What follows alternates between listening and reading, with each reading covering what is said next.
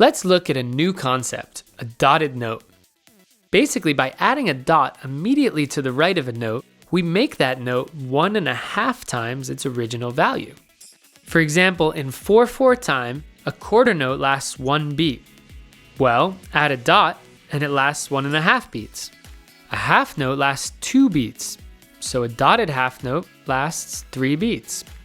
An eighth note lasts half a beat, so a dotted eighth note lasts for 3/4 of a beat. Let's take a quick look at a famous dotted rhythm in practice.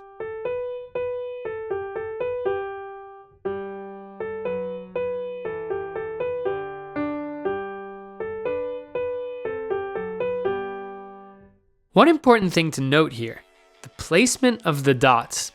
In dotted rhythms, the dots are always placed just to the right of the note.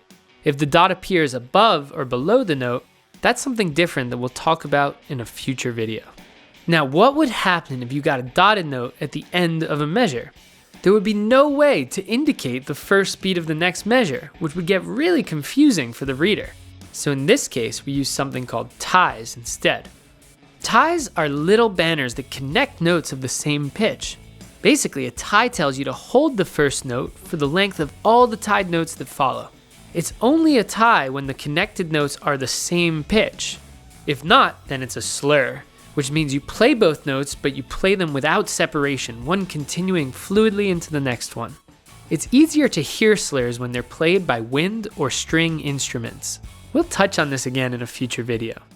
Here's a quick montage of ties and dotted rhythms to help familiarize yourself with these new concepts.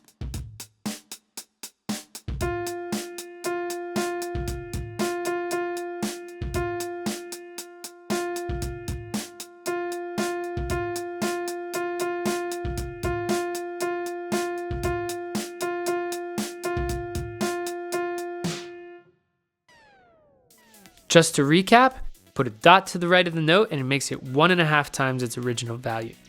But if a note spans across measures, you use a tie instead. A tie is merely a banner that connects notes of the same pitch and tells you to hold the original note for the entire time.